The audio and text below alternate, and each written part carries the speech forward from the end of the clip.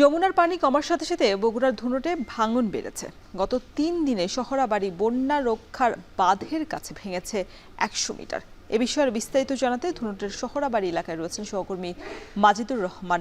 মাজিদ, ভাঙন এলাকার বাসিন্দাদের ভোগান্তি কেমন দেখছেন, আর এই ক্ষেত্রে প্রশাসনের পক্ষ থেকে কোনো ব্যবস্থা নেওয়া হয়েছে কিনা বিস্তারিত জানাবেন। হ্যাঁ রোশন, আপনি জানেন যে যমুনা পানি কমতে শুরু করেছে। আজকে কিন্তু 17 সেন্টিমিটার কমে পানি নদীতে প্রবাহিত হচ্ছে।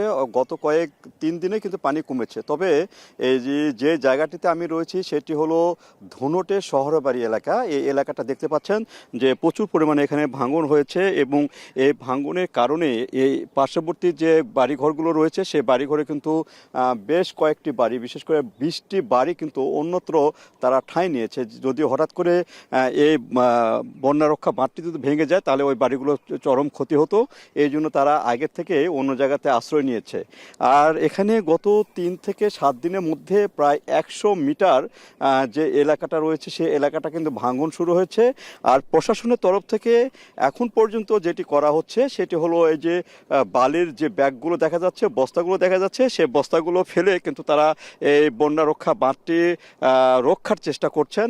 এবং এই বাঁধটি যদি রক্ষা আগের থেকে করা হতো তাহলে হয়তো এই যে অসময়ে যে সরকারের ব্যয়টি, এই এতগুলো টাকা ব্যয়, এটা কিন্তু হতো না। তাই এই এলাকার মানুষ যেটি বলছেন সেটি হচ্ছে সময় মতো, বিশেষ করে খরা মৌসুমে যেন এই এলাকাটা এমনভাবে যেন বন্যা নিয়ন্ত্রণ করা যায়, এমনভাবে কাজ করা হয় যাতে এখানে বন্যা নিয়ন্ত্রণ করা যায় এবং এই বর্ষার সময় যেন তাদেরকে ভোগান্তি পোহাতে না হয়। আরেকটি বিষয় যেটি এখানে যে ফসলি ক্ষতি, সে ফসলি ক্ষতিও কিন্তু হয়েছে। বিশেষ করে আমার ভাটির দিকে যে জায়গাগুলো রয়েছে সেই জায়গাগুলোতে এখানে পাট ছিল, আউশ ধান ছিল, ভুট্টা ছিল, সেগুলো কিন্তু প্রায় নদীগর্ভে বিলীন হয়ে গেছে। এবং চরাঞ্চল দেখা যাচ্ছে যে আমার পাশে যে চরাঞ্চলগুলো রয়েছে, বিশেষ করে পূর্ব দিকে যে চরাঞ্চলগুলো রয়েছে সেখানে অনেকগুলোই চর রয়েছে। সে চরগুলোতে কিন্তু অনেক জমি, যে নিম্নাঞ্চলে যে জমির ফসলগুলো ছিল সে ফসলগুলো কিন্তু নষ্ট হয়ে গেছে।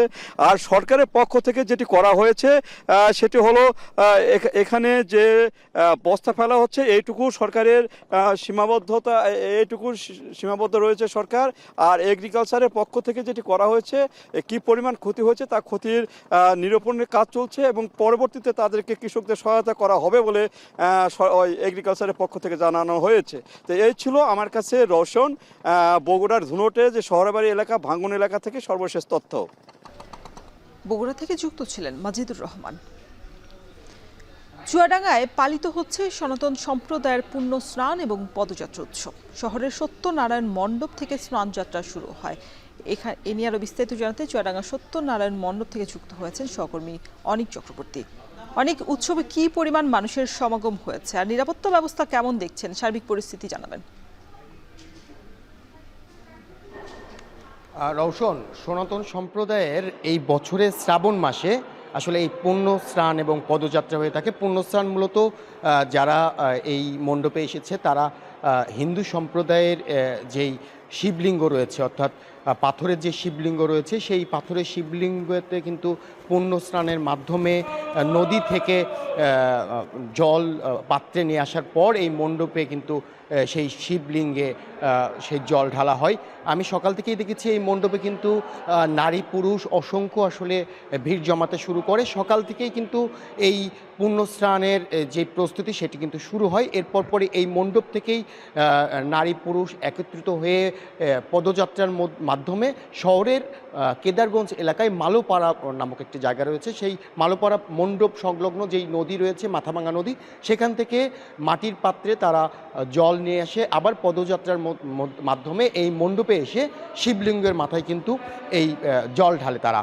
আমার সাথে বেশ কিছু ভক্তবৃন্দের কথা হয়েছিল, তারা বলছে যে এই পুণ্য স্নানের মাধ্যমে যারা অবিবাহিত নারী রয়েছে তারা তাদের স্বামী পাবার উদ্দেশ্যে, অর্থাৎ ভালো স্বামীর পাবার উদ্দেশ্যে অবিবাহিত যারা নারী আছে তারা কিন্তু শিবলিঙ্গে জল ঢালে এবং যারা বিবাহিত নারী আছে তারা স্বামীর মঙ্গলার্থে তারা কিন্তু এই পূর্ণ স্নানের মাধ্যমে শিবলিঙ্গে জল ঢালে। শুধু নারীরাই নয়, আমি কিন্তু দেখেছি যে রওশন বিভিন্ন পুরুষরাও কিন্তু বিভিন্ন বয়সে পুরুষরাও কিন্তু এই পূর্ণ স্নানে অংশগ্রহণ করে এবং আজকে কিন্তু এই পূর্ণ স্নান কিছুক্ষণ আগেই শেষ হয়েছে এবং আজকে দুপুরে এই মণ্ডপেই কিন্তু নানা পূজার্চনার মাধ্যমে কিন্তু আসলে এই দিনটি পালন করবে সনাতন ধর্মাবলম্বীরা। তো রওশন, আমার কাছে সত্যনারায়ণ মণ্ডপ থেকে পূর্ণ স্নান নিয়ে এই ছিল সবশেষ তথ্য। রওশন।